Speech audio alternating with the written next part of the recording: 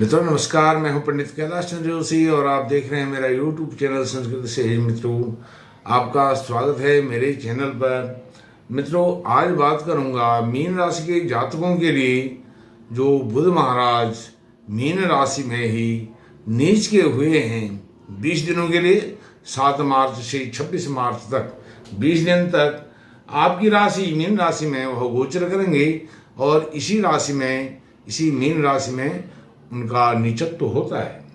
तो बुध का नीच राशि में गोचर शुभ कर्तृ योग, नीच भंग राज योग 20 दिनों तक मनाएं होली और दिवाली। मित्रों, सर्वप्रथम आपको बताता हूं जो राशि मीन राशि का फलादेश है बुध के नीच राशि में प्रवेश पर, आपकी ही राशि में प्रवेश पर यह आपकी मून साइन चंद्र राशि अर्थात जन्म राशि पर आधारित है।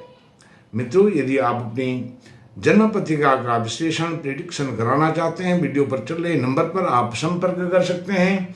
एक बात आपको और बताना चाहता हूं, यदि आप ज्योतिष से प्रेम करते हैं, ज्योतिष में विश्वास रखते हैं, तो मेरे चैनल को आप सब्सक्राइब भी कर सकते हैं। मेरा एक अन्य चैनल है हरिप्रिया जोशी चैनल को भी आप सब्सक्राइब कीजिए। मित्रों, सर्वप्रथम आपको बात बताता हूं कि मीन राशि में ये बुध का जो गोचर है और नीच भंग कैसे हो रहा है। मित्रों, बुध यहां पर दिग्बली भी होते हैं। यह पूर्व दिशा में इनकी अपनी दिशा है और इस दिशा में यह प्रबल ओजस्वी होते हैं, ताकतवर होते हैं, शक्तिमान होते हैं और पूर्व दिशा में इनका प्रभाव बहुत अच्छा होता है। इसलिए भी इनका नीचत्व किसी काम का नहीं है, नीच भंग राजयोग बनता है। नीच भंग के विषय में कई कमेंट्स आ रहे हैं, लोगों के पूछ रहे हैं कि मीन राशि में बुध महाराज का नीच भंग कैसे हो रहा है। तो मैं आपको बताना चाहता हूं, जो बुध है, बुध क्या है पहले हमको समझना पड़ेगा। बुध जो है यह हास्य, व्यंग, विनोद, मनोरंजन, वाणी और कॉमर्स, खेल यानी स्पोर्ट्स का प्रतिनिधि ग्रह है। केवल इन्हीं का नहीं है जो मैंने बताया, इसके अलावा यह कुछ बुरी आदतों का भी घर है। नशा, सट्टा, जुआ, शराब और निद्रा, आलस्य, प्रमाद, चुगली, इधर की बात उधर, इस प्रकार का यह ग्रह है। तो अब यह जो बुध है इसका अपना कोई स्वभाव नहीं है। यह जिसके साथ जाता है उसके जैसा हो जाता है, जिसके घर में जाता है उसके घर जैसा अपने आप को ढाल लेता है। अब जब दो गुरुओं के बीच में यह घिरा हुआ है, दो गुरु कौन कौन से हैं? एक तो बृहस्पति है, देव गुरु बृहस्पति, वह मेष राशि में है, अपनी मित्र राशि में है। दूसरे जो गुरु हैं वह शुक्र, वह अपनी प्रिय राशि मित्र राशि कुंभ में विराजमान है, द्वादश में। द्वादश स्थिति इनकी बनी हुई है। किससे? मीन राशि से अर्थात बुध से। जहां बुध स्थित हैं वहां से गुरु और शुक्र की द्वादश स्थिति बनी हुई है। इसलिए दो जो ब्रह्म कारक ग्रह हैं गुरु और शुक्र, उनके बीच में बुध महाराज के आने से तो उनका नीचत्व भंग हो जाता है। यह अपनी अपनी ट्रिक है, कौन किस प्रकार से, क्योंकि जो सबसे बड़े ज्योतिषी हुए, ज्योतिष के ज्ञाता हुए, विद्वान हुए, जिन्होंने ज्योतिष का फलादेश हम आप सबके लिए प्रस्तुत किया, पाराशर से बड़ा ज्योतिषी कोई नहीं हो सकता है। भृगु, वशिष्ठ, बृहस्पति, नारद, एक बहुत बड़ी श्रृंखला है पुरातन काल से, सनातन काल से। तो जो उन्होंने पाराशर ने नीच भंग का यह उपदेश दिया है, यह व्यर्थ नहीं हो सकता है। अब विषय पर लौटते हुए अब ये जो नीच भंग हो रहा है मीन राशि में, मीन राशि के जातकों को यह क्या देने वाला है? सर्वप्रथम प्रेम संबंधों में प्रगाढ़ता आएगी, बहुत प्रेम संबंध आपके मजबूत होंगे। पार्टनरशिप बहुत अच्छी होगी, क्योंकि बुध महाराज जहाँ नीच राशि में स्थित हैं वहाँ से वह अपने उच्च घर को, मूल त्रिकोण को, और स्वराशि बुध अपनी ही राशि मूल त्रिकोण और स्वराशि को, कन्या राशि को देख रहे हैं, जो सप्तम में विराजमान भाव है उस भाव को। तो पार्टनरशिप बहुत अच्छी होगी, उससे पार्टनरशिप में लाभ होगा। प्रेम संबंध बहुत अच्छे होंगे, प्रेमी प्रेमिका के आपस में अंडरस्टैंडिंग बहुत अच्छी होगी। पति पत्नी के रिश्ते बहुत अच्छे होंगे, प्रगाढ़ संबंध होंगे। रोजगार, जो दैनिक रोजगार हैं उनमें वृद्धि होगी। इसके अलावा जो एंजाइटी है, एंजाइटी, डिप्रेशन, तनाव आदि यह सब समाप्त होगा। किससे संबंधित?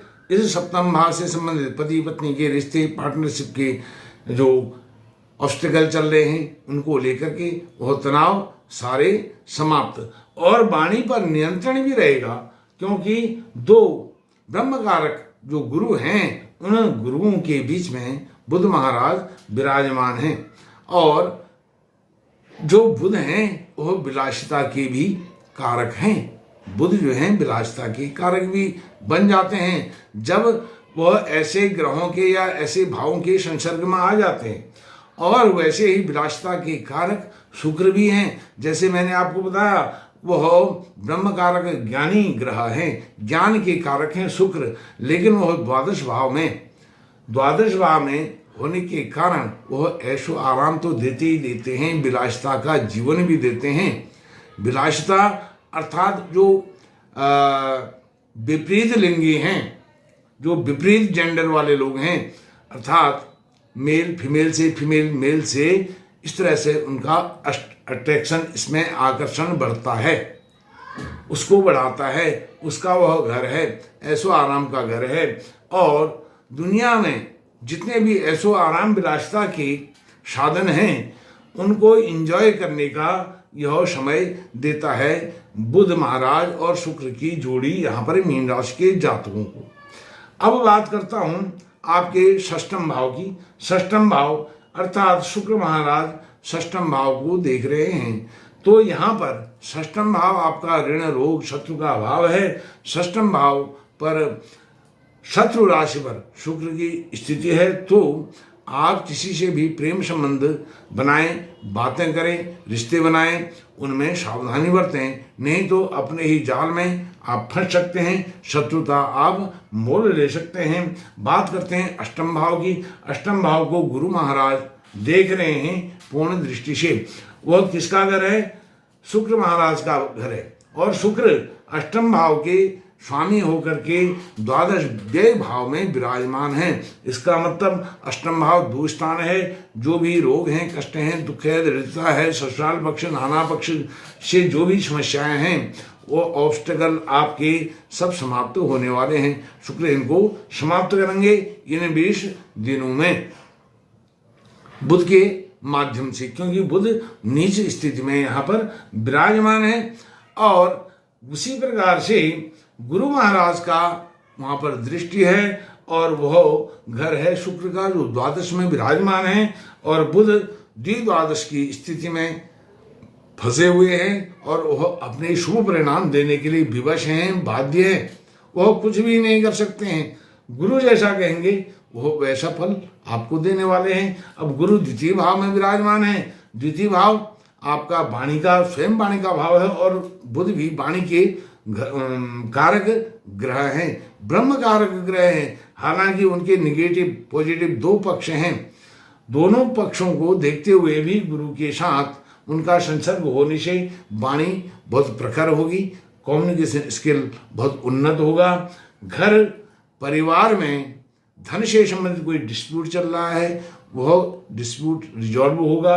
और शुक्र के सानिध्य में आने से भोग विलासिता के बहुत से संसाधन बढ़ेंगे।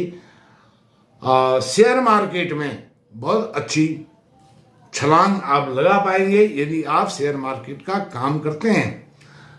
इस प्रकार से यह जो बुध का है नीच भंग होने के कारण आपको द्वितीय भाव धन भाव का तो लाभ मिलता ही मिलता है, धन भाव से आपको अष्टम भाव के जो दुष्परिणाम होते हैं उनसे भी आपको राहत मिलती है। और द्वादश भाव जो व्यय भाव है वह भी दुस्थान है, उससे संबंधित भी जो बातें हैं, जो कठिनाइयां हैं, परेशानियां चल रही हैं आज तक, वह भी ऑब्स्टिकल आपके सब नियंत्रण में होने वाले हैं।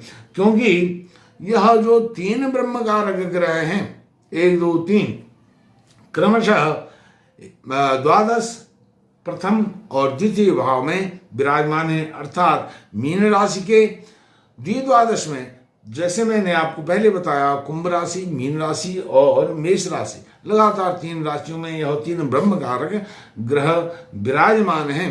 तो तीनों ज्ञान के देवता हैं, वाणी के देवता हैं, और इनको यह बुध को आलस्य, प्रमाद, सट्टा, जुआ, शराब, नशा यह कराने में यह रोकेंगे। कौन? दोनों ब्रह्मकारक ग्रह शुक्र और गुरु महाराज। क्योंकि इसीलिए तो यह नीच भंग हुआ है, नीच भंग राजयोग इसीलिए बना हुआ है। और जो बुध हैं आपकी राशि में विराजमान है, यह आपके चतुर्थेश भी होते हैं, चतुर्थेश सुखेश भी होते हैं। मित्रों, इस बात को आपने ध्यान रखना चाहिए। सुखेश हैं और आपकी राशि में विराजमान हैं, सुख से संबंधित जितने भी वैभव, ऐश्वर्य, वैभव से संबंधित सुख साधन आज के समय में भौतिक संसाधन हैं, उन सबको यह देने वाले हैं। भौतिक संसाधन आपका बंगला है, गाड़ी है, जमीन जायदाद, ऐशो आराम की जितने भी इलेक्ट्रॉनिक्स गैजेट आदि जो आज मार्केट में उपलब्ध हैं, वह सब उनका सुख आपको बुध महाराज देने वाले हैं, क्योंकि उनका नीच भंग हो गया है।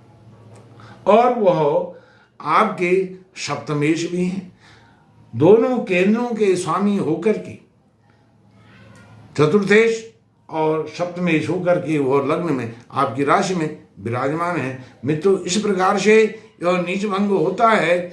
जो ज्योतिष में पढ़ाई करने वाले, अध्ययन करने वाले छात्र हैं, उनके लिए यह वीडियो बहुत ही महत्वपूर्ण है। मित्रों, फिर आपके साथ किसी अन्य विषय पर चर्चा करूंगा। तब तक के लिए नमस्कार, धन्यवाद।